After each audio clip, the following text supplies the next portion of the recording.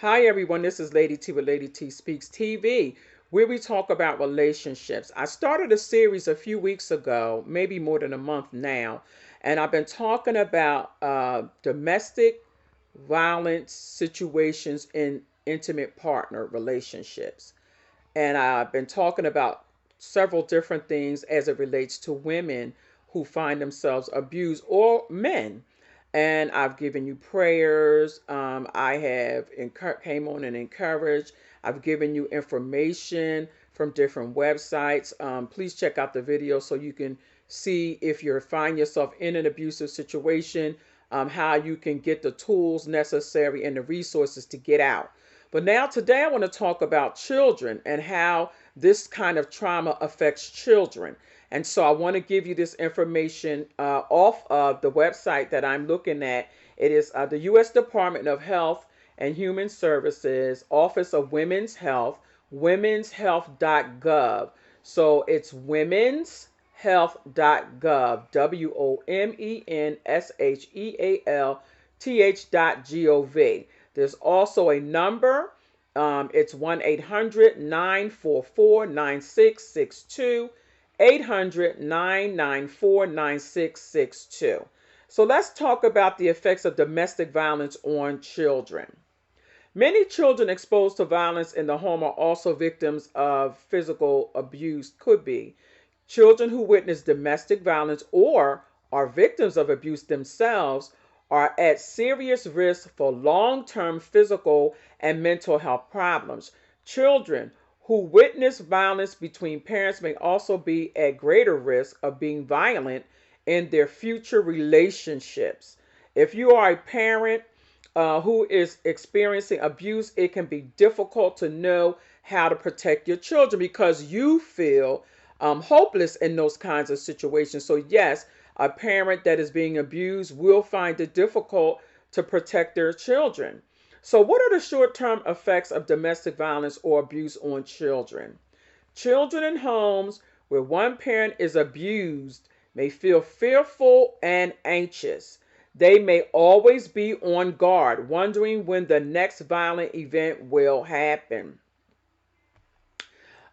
This can cause them to react in different ways depending on their age.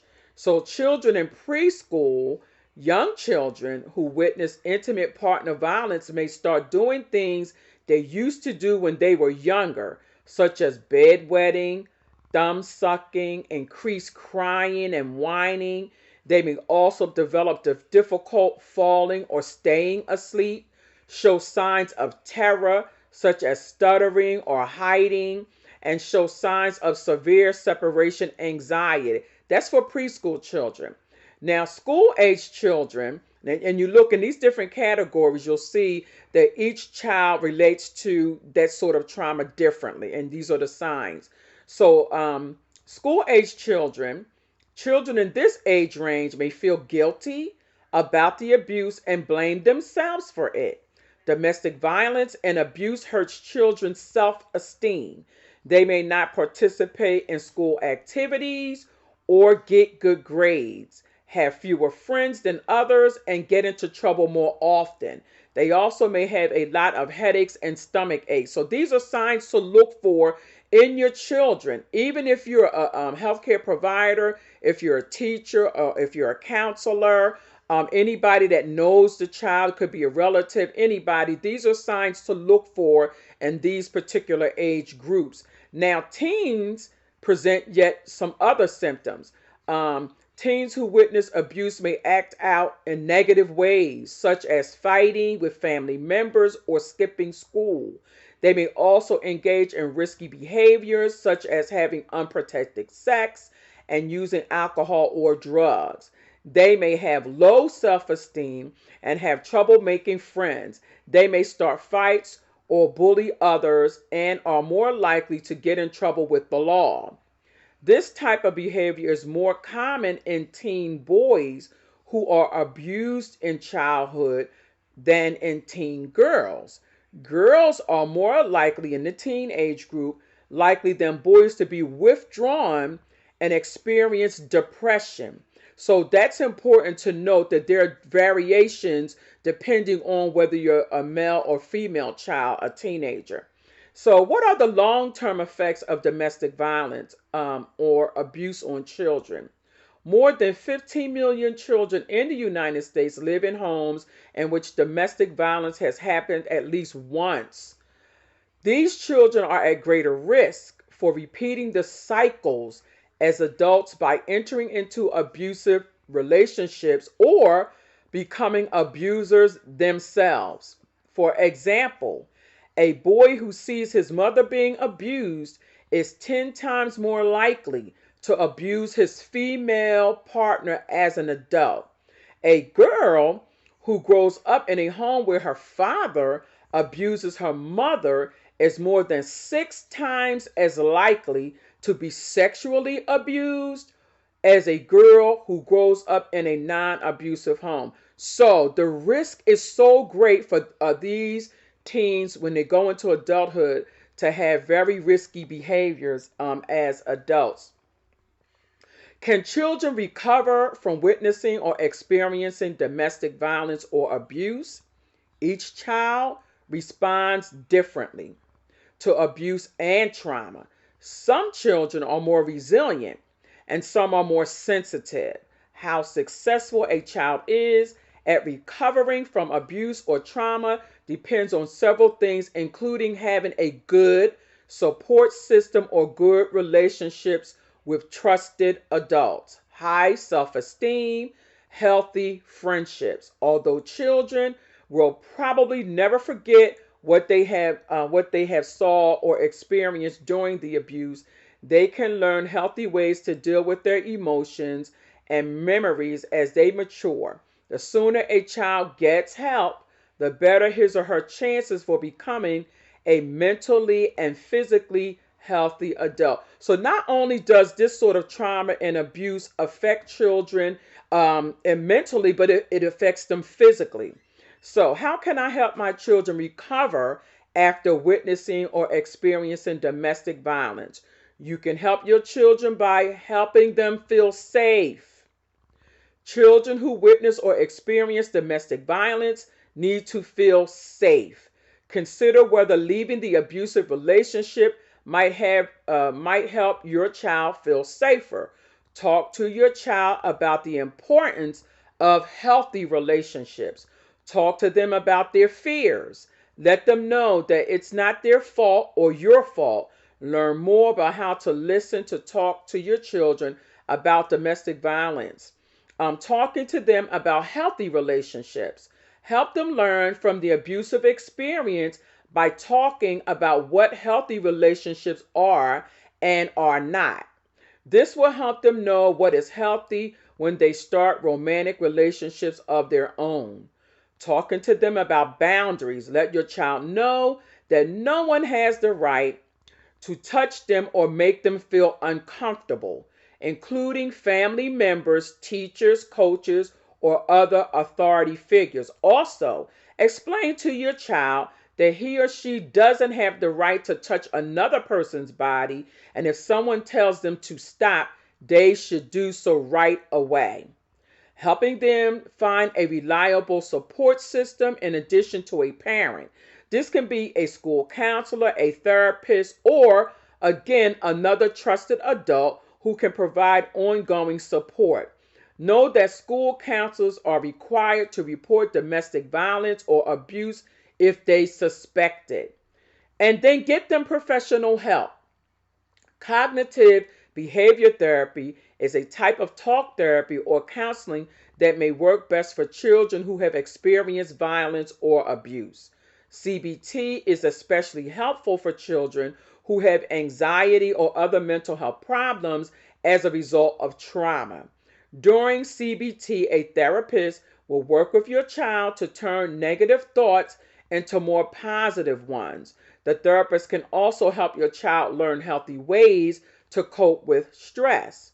Your doctor can recommend a mental health professional who works with children who have been exposed to violence or abuse. Many shelters and domestic violence organizations also have support groups for kids. These groups can help children by letting them know they are not alone and helping them process their experiences in a non-judgmental place. So, is it better to stay in a relationship rather than raise my children as a single parent? Children do best in safe, stable, loving environments, whether that's with one parent or two. You may think your kids won't be negatively affected by the abuse if they never see it happen, but children can also hear abuse, such as screaming and the sounds of hitting. They can also sense tension and fear. Even if your kids don't see you being abused, they can be negatively affected by the violence they know is happening. If you decide to leave an abusive relationship, you may be helping your children feel safer and making them less likely to tolerate abuse as they get older. If you decide not to leave, you can still take steps to protect your children and yourself. So here's two more. How can I make myself and my children safe right now if I'm not ready to leave the abuser? And this is good because, like I mentioned earlier, sometimes you don't have a means to get out. You don't have the resources. You don't have the money. You don't even have anywhere to go. So while you're there, here's some things. It says your safety and the safety of your children are the biggest priorities. If you are not yet ready or willing to leave an abusive relationship, you can take steps to help yourself and your children now, including make a safety plan, as I said in previous videos, for you and your children. Listen and talking to your child and letting them know that abuse is not okay and it is not their fault. Reaching out to domestic violence support person who can help you learn your options. If you're thinking about leaving an abusive relationship, you may want to keep quiet about it in front of the children. Young children may not be able to keep a secret from any adult in their life. Children may say something about your plan to leave without realizing it. If you would be unsafe for an abusive partner to know ahead of time you're planning to leave, so it would be unsafe to do that. Talk only to trusted adults about your plan. It's better for you and your children to be physically safe than for your children to know ahead of time that you will be leaving. So this is a resource, again, like I said, that you can get off in womenshealth.gov. And I wanted to share that with you because, again, I want to make sure that you know you have help.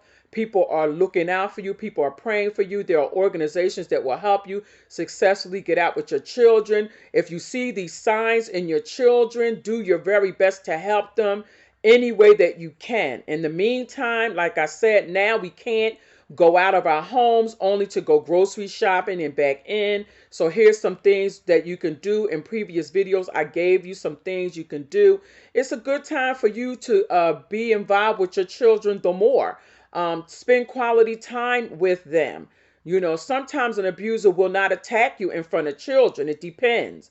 But stay as close to them as possible so that they don't be abused. So these are just some things to think about, some tools to give you. Children are profoundly affected by abuse just like adults, but it can be lifelong. And so you don't want that. You want to get out as soon as you can. You want to make a plan to escape that sort of violence, whether it be emotional, mentally, or physical. And you want to make sure that your children are safe. It is our responsibility as adults to protect our children.